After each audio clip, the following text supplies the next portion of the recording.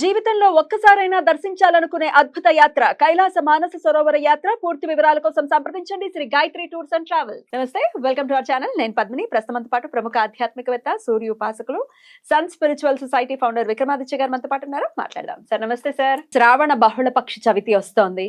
మంగళవారం చవితి 12వ తారీఖు. మరి మంగళవారం చవితి సంకటహర చవితిగా మనం జరుపుకుంటూ ఉంటాము. అయితే ఈ సంకటహర చవితి హేరంబ సంకటహర చవితిగా మనం చేసుకునేటటువంటి రోజు. మరి ఈ రోజుకున్నటువంటి వైశిష్ట్యం, వినాయకుడి అనుగ్రహం ఉంటే సకల దేవతల అనుగ్రహం ఖచ్చితంగా ఉంటుంది అనేది మనం చెప్పినటువంటి మాట కాదు, శాస్త్రం చెప్పినటువంటి మాట. అందున కలియుగంలో వినాయకుడికి ఉండే పవర్ నెక్స్ట్ లెవెల్. వినాయకుడికి కానీ చండీకి కానీ. మరి వినాయకుడి అనుగ్రహం పొందటం కోసం, పరిపూర్ణంగా పొందటం కోసం మరి ఎట్లా స్వామివారికి దగ్గర అవ్వచ్చు, ఏం చేయొచ్చు ఇత్యాది విషయాలు మీ ద్వారా. తప్పకుండా గర్వంగా ఫీల్ అవుతున్నాను. కొన్ని విషయాలు అంటే ఇంతకు ముందు కలో చండీ గణేశ్వర అని మాట విన్నాను. కలిలో చాలా మంది చండీ యాగాలు చేస్తున్నారు, యజ్ఞయాగత కౌతులు చేస్తున్నారు, లక్ష్మీ గణపతి చేస్తున్నారు, కానీ ఫలితాలు చూడలేకపోతున్నారు. ఆ ఎందువలన అనే ప్రశ్న వచ్చినప్పుడే ఇక మనం శాస్త్రం అధ్యయనం చేయడం, నేను లక్ష్మీ గణపతి మంత్రం మూలమంత్రం ఉపాసన చేశాను. దాంట్లో ఓం శ్రీం హ్రీం క్లీం గ్లౌం గం గణపతయే వర వరద సర్వజనం మే వసమానాయ స్వాహ, లక్ష్మీ గణపతియే ఇదం నమ్మ అని మనం హవిసి ఇవ్వడం కానీ జపం చేయడం కానీ చేస్తాం. చాలా సంవత్సరాలు చేశాను. మరి చేసినందువల్ల ఆ గణపతి యొక్క అనుగ్రహం పరిపూర్ణంగా లభించడం వల్ల గణపతి మనకి ముందు ఫస్ట్ దేనికి మనకి ఫస్ట్ ఇచ్చేది ఏంటైనా గణపతి విఘ్నాలను తొలగించేటట్టు. ఇంకా మనం గణపతి దేవాలయానికి వెళ్ళినప్పుడు ఏం చేస్తాం? గుంజలు తీస్తాం. ఎందుకు తీస్తాం? మూలాధారం యాక్టివేట్ అవ్వడానికి. మూలాధారం యాక్టివేట్ ఏమవుతుంది? డబ్బు, ఇంకా జ్ఞానం కూడా. అంతే. ముందు ఫస్ట్ ఇచ్చేది గణపతి, ఇచ్చేది జ్ఞానం. ఆయన జ్ఞానం, గణపతి అక్కడ అద్భుతమైనటువంటి జ్ఞానాన్ని ప్రసాదిస్తాడు. ఏందైనా అంటే ఎవరు ఎంత రేంజ్ లో చెప్పినా, ఏ స్పీడ్ లో చెప్పినా రాయగలిగిన శక్తి ఎవరికి ఉంది? గణపతికే ఉంది. మహాభారతాన్ని అసలు వేరే దారి లేదు. ఆయనే ఆ చదువుల తల్లికి, చదువులకి కారకుడు ఆయన గణపతి. అందుకనే మనం వినాయక చవితి రోజు పుస్తకాలన్నీ అక్కడ పెట్టి పూజ చేస్తాం. ఎవరు ఏ వృత్తిలో ఉన్నా, ఏ ధర్మంలో ఉన్నా దాన్ని తీసుకొచ్చి అక్కడ పెడతాం. ఇక్కడ మనకు తెలుసుకోవాల్సింది ఏంటంటే, ఇది సృష్టి ఆరంభం అయిపోయిన తర్వాత మనం పార్వతీ తనయుడిగా ఒక బాలుడిని తయారు చేసిన తర్వాత పరమేశ్వరుడు ఆయనకి ఒక రూపాన్ని మార్చారు. అప్పటి వరకు అమ్మవారు తయారు చేసిన మూర్తి వేరు, మామూలుగానే ఉంటుంది, ఒక బాలుడు అంతే. గణపతి అప్పటికి ఇంకా కాలేదు ఆయన. తర్వాత స్వామి ఇచ్చినటువంటి శక్తితో ఆయన గణపతికిగా మారి రూపాంతరం చెందారు, గణాలకు అధిపతిగా మారారు. కానీ అంతకు ముందు కూడా గణపతికి ప్రస్తావన ఉంది. పురాణాలలో పార్వతీదేవి నలుగు పిండి, ఆయన ఆవిర్భావానికంటే ముందు కూడా ప్రస్తావన ఉంది. ఎందులో? యజుర్వేదంలో ఉంటుంది. 23:1. అక్కడ ఆ మంత్రం ఏంటి? గణపతి మంత్రం ఏంటి? మామూలుగా గణానాన్త్వా గణపతిగ్గం హవామహే కవిం కవీన ఉపమస్త్రవస్తవం జ్యేష్ఠరాజం బ్రహ్మణాం బ్రహ్మణస్పతి ఆనశృణ్వన్నోతిభిః సీద సాధనం. సీద దసాధనం అంటే ఏదైనా సీద సాధనం. నువ్వు ఏదైనా సాధన చేస్తే దాన్ని సొంతం చేస్తుంది ఎవరైనా. గణానాన్త్వా గణపతిగ్గం హవామహే కవిం కవీన ఉపమస్త్రవస్తవం. కవులకే కవి. జ్యేష్ఠరాజం, జ్యేష్ఠుడు అంట. జ్యేష్ఠరాజం బ్రహ్మణం అంటే బ్రహ్మ కన్నా జ్యేష్ఠుడు. జ్యేష్ఠుడే. అంటే ఇప్పుడు మనం చూసే మూర్తి తొండము, పెద్ద చెవులు, ఇది లీలా మానుస విగ్రహం. మంత్రానికి ఒక ఆవిర్భావం జరిగింది. మంత్రానికి శక్తి ఉంది. ఆ శక్తిని అమ్మవారు ఏం చేసింది? ఈ వీళ్ళకి మంత్రం అర్థం కావట్లేదు, వీళ్ళకి రూపాన్ని ఇవ్వాలి అని చెప్పేసి అని తన నలుగు పెట్టుకున్నాను అనే వంకతో శనగపిండితో తయారు చేసి, శనగపిండి నలుగు పెట్టి కూడా అంటే పురాణాన్ని బేస్ చేసుకుని ఇలా ఇస్తే డెఫినెట్ గా గుర్తుంటుందని ఒక అర్థం. ఆవిడ నలుగు పెట్టుకున్నమాట వాస్తవం. ఏంటంటే శక్తి అణువులను, పరమాణువులను ఒక్కసారి అలా తీసుకొచ్చి ఒక ముద్ద తయారు చేసింది. అణువులు పరమాణువులు కలిసి ఒక ముద్ద దానికి ఒక రూపం ఇచ్చింది, ఒక బాలుడు. అది ఒక అద్భుతమైనటువంటి ఎనర్జీ, మాసివ్ ఎనర్జీ. దాంట్లో ఒక టైప్ ఆఫ్ అంటే ఫిమినైన్ అమ్మవారి ఎనర్జీ మాత్రమే ఉంది. అప్పుడు అయ్యవారు వచ్చారు. అప్పటి వరకు శక్తిగా ఉంది, వ్యాప్తించి ఉంది, కానీ ప్రారంభం లేదు. అప్పుడు అయ్యవారు వచ్చిన తర్వాత ఈ అమ్మవారు తయారు చేసిన అణువులు, పరమాణువులు ఆయన అడ్డుకుంటున్నారు. అప్పుడు అడ్డుకున్నప్పుడు ఆయన బాగా ఆలోచించి తలని, శిరస్సును మాత్రమే ఛేదించారు. ఇది శక్తి మాత్రమే బాలుడు రూపాలంటే హేతువాదులు ఏమంటారంటే అంత పరమేశ్వరుడు దయాలు వైద్యుది అంటారు, చిన్న పిల్లోడిని శిరస్సు ఖండిస్తారా? మూర్ఖులారా, అది శక్తి.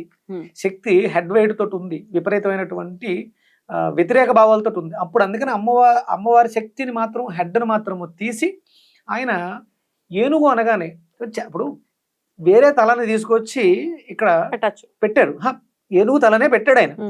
వేరే వాళ్ళ తలను తీసుకొచ్చి పెట్టే శక్తి కలిగిన వాడు తీసిన తలను పెట్టలేడా? అదే తలను పెట్టేసి అదే చేయొచ్చు కదా. కాదు, ఇక్కడ తన శక్తిని యాడ్ చేశారు ఆయన. ఏనుగుని ఎందుకు పెట్టాలి? ఇంకా చాలా రకాలు ఉన్నాయిగా. అక్కడ గజాసుడికి ఏమో ఇచ్చాడు, నువ్వు ఉత్తరం వైపు తల పెట్టుకో పడుకో అంటే ఎనర్జీస్ ఒకే ఎనర్జీతో ఉంది. అప్పటి వరకు గణపతి మూర్తి ఒకే ఎనర్జీతో ఉంది. దాన్ని ఉత్తర దక్షిణ ధ్రువాలుగా మార్చాలి కాబట్టి ఉత్తరం వైపు అని మెన్షన్ చేయడం. నార్త్ పోల్ నుంచి ఒక ఎనర్జీ, మ్యాగ్నెటిక్ ఎనర్జీని తీసుకొచ్చి దానికి చెవులు పెద్దవి పెట్టాడు. ఎందుకు పెట్టాడంటే శక్తి వినికిడి బాగా ఉంటుంది, బాగా వింటుంది. స్ఫురణ, చిన్న కళ్ళు పెట్టారు, బాగా చూస్తుంది. తొండం అంటే ముక్కు చాలా పొడుగ్గా ఉంటుంది, వాసన బాగా చూస్తుంది. అంటే సప్తహోతలులో ఇవి చాలా విశేషమైనటువంటి శక్తి కలిగినవి. అందుకని ఆ రూపాన్ని మాస్ ఎనర్జీని పెట్టారు. అప్పుడు మెన్ ఎనర్జీ, ఫిమెన్ ఎనర్జీ కలిసి టైం స్టార్ట్ అయ్యింది. ఆరంభం మొదలైంది. ఆరంభం. ఇప్పుడు ఈయన పేరేం పేరు? గణపతి, హేరంబ గణపతి. ఆరంభం. హే అంటే సూర్యశక్తి. సూర్య అంటే హాకారం, హల్లు, అది సూర్యశక్తితో సంబంధం. ఓం హరాం హ్రీం హురుం హ్రైం హ్రౌం హర, సూర్యుడి యొక్క బీజ మంత్రం. హేరంబ గణపతి అంటే మీ జీవితాలు ఏదైనా ఇబ్బందుల నుండి ఆటంకాలతో ఉంటే గణపతి, ప్రమద గణాలకు అధిపతి ఎవరు? ఇప్పుడు ఆయనే, సూర్యుడు. సూర్యుడే గణపతి.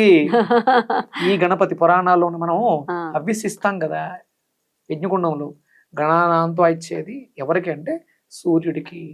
ఇది అంటే ఇప్పటి వరకు తెలియదు.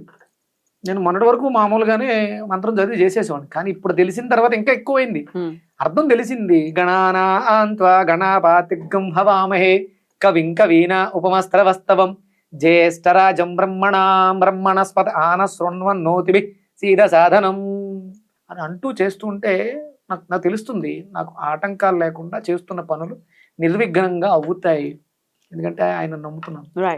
నమ్మటం అంటే సాధన చేయడం. మరి మేము కూడా అలాగే ఆ ఆటంకాల నుంచి బయటపడాలి అంటే ఖచ్చితంగా మనం కొలవాల్సింది ఆయన్నే, గణపతిని. ఏం చేయమంటారు రేపటి రోజు? అంటే సూర్యోదయానికి పూర్వమే నిద్ర లేచి ఉదయిస్తున్నటువంటి, అందుకని అందులో కూడా చెప్తారు గణపతిని ఆరాధించే వాళ్ళు సూర్యోదయానికి పూర్వం నిద్ర లేచి ఉదయిస్తున్నటువంటి సూర్యబింబంలో గణపతిని దర్శించండి. ఆయనే గణపతి, గణాలకు అధిపతి, 64 ప్రమద గణాలకు అధిపతి ఆయన.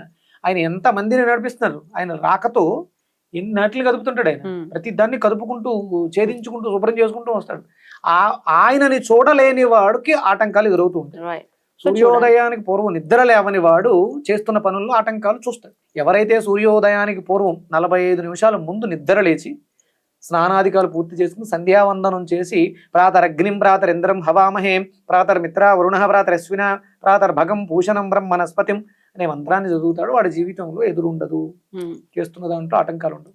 సరే, ఇప్పటివరకు తెలియదు, ఇప్పుడు తెలుసుకున్నారు కాబట్టి ప్రారంభించండి. గణపతిని ఆరాధించండి. తూర్పుకి అభిముఖంగా నిలబడి గుంజిళ్ళు తీయండి. సూర్యుడిని చూస్తూ మీ మూలాధారం చైతన్యవంతం అవుతుంది. గణపతి శక్తి మీలో మూలాధారంలో ఉంది. దాన్ని నిద్ర లేపండి. ముందు బద్ధకాన్ని వదలాలి. ఆటంకాలు పోవాలంటే ముందు బద్ధకాన్ని వదలాలి. చేద్దాంలే చూద్దాంలే కాదు, అనుకున్నంత తడవనే చేయటం మొదలు పెడితే ఆ శక్తి మనకు అద్భుతంగా వచ్చి విజయాన్ని సాధిస్తుంది. రైట్. ఇక వ్రతాదిగా ఏవైతే చేసుకుంటారో అవి తెలిసిందే, కానీ ఖచ్చితంగా చేయాల్సింది సూర్యోదయానికి ముందే లేచి ఖచ్చితంగా సూర్యుని చూస్తూ గుంజళ్ళు తీయమంటున్నారు. స్నానాధికాలు పూర్తి చేసుకుని సంధ్యావందనానికి ఉపక్రమించడానికి ముందు గుంజిళ్ళు తీసి ప్రాణాయామం, అష్టాంగ యోగం అంటే శరీరాన్ని పూర్తిగా కదిలించి సంధ్యావందనం చేయండి. గణపతి అనుగ్రహం పరిపూర్ణంగా ఉంటుంది. గణాలకు అధిపతి, ఎలాంటి విఘ్నాలు ఉండవు. బ్యూటిఫుల్ సార్, చాలా అద్భుతంగా తెలియజేశారు. అంటే చిన్న చిన్న వాటితోటే మార్పు ఖచ్చితంగా తెచ్చుకోవచ్చు. పొద్దున్నే లేచేయడం పెద్ద విషయంలో అనిపిస్తుంది, కానీ లేచి మార్పులు తెచ్చుకుంటే అరే ఇన్నాళ్ళు ఎందుకు మిస్ అయ్యాం, ఇంత చిన్న పనే కదా అనిపిస్తుంది. చేసి చూడండి, అంత ఆనందంగా ఉంటుంది. ఎగ్జాక్ట్లీ, చేసి చూస్తేనే కదా తెలుస్తుంది. నేను చేసే చూస్తున్నా, మాట్లాడుతున్నా, 4-5 ఏళ్ళుగా మాట్లాడుతున్నాను. అభివృద్ధి ఉంది, మాటలో తేడా ఖచ్చితంగా, శాస్త్రం పరిజ్ఞానం ఏదో చేతిలోకి వస్తుంది, మస్తిష్కంలోకి వెళ్తుంది. అందుకని అంటే మీకు అది కావాలి, మీకు అది వచ్చింది, మరి మీకేం కావాలంటే అది మీకు వస్తుంది. అంతే, మీకు ఏది కావాలో అది వస్తుంది. ఏదైనా వస్తుందండి, రాందంటే ఏది లేదు. అంటే అవతల వాళ్ళకి ఇబ్బంది కలగంది, ఏదైనా మీరు కోర్చుకోవచ్చు, ప్రతి దాన్ని మీరు సాధించవచ్చు. Anything. ఇది అది కాదు, ఏదైనా సాధించవచ్చు. అల్టిమేట్. ప్రైమ్ మినిస్టర్ అవ్వాలా, ఎస్ నీకు ఆ యోగ్యత అవుతావు, అవి తీరుతావు, సాధన చేయి. నేను పద్మిని ఎదురుగుండా ఇది అవ్వాలి అనుకుంటున్నాను, నేను జన్మ తీసుకుంటాను అంటే నేను నా కుటుంబ సభ్యులతో నేను ప్రధానమంత్రి అవ్వాలనుకున్నానమ్మా. ప్రధానమంత్రి అవ్వాలనే కోరిక నాకు ఉంది, సాధన మొదలుపెట్టాను, దానికి అర్హతలు కావాలి ప్రధానమంత్రి అవ్వాలంటే. ఆ అవకాశాలన్నీ కేంద్రీకరించి, అంటే మనకి నేను మళ్ళీ ఇంకొక ఎపిసోడ్ చేయాలి, వ్యక్తిగత ఆలోచనలు, సామూహిక ఆలోచనలు ఇవన్నీ కలిపి క్రోడీకరించుకుంటే ఒక వ్యవస్థ తయారవుతుంది. ఊరికే ఒక యాక్సిడెంట్ ఊరికే జరిగి 100 మంది ఊరికే చనిపోరు. దేర్ మస్ట్ బి సంథింగ్ వెనకాల. అది మనం తర్వాత ప్రామాణికాలతో, వేదాధ్యయనంతో, వేదంలో ఉన్నటువంటి ప్రమాణాలతో మాట్లాడాలి. ఎందుకు జరుగుతున్నాయి అయ్యి తీరుతుంది. మీరు ప్రధానమంత్రి అవ్వాలనుకున్నారు, అవుతారు. ముఖ్యమంత్రి అవ్వాలి, అవుతారు. ప్రాక్టీస్ చేయాల్సింది, ప్రాక్టీస్, సాధన చేసి చూడండి, అయ్యి తీరుతారు. చాలా బ్యూటిఫుల్ గా ఎక్స్ప్లెయిన్ చేస్తున్నారు. Thank you so very much sir. నమస్తే. సూర్యస్మిత.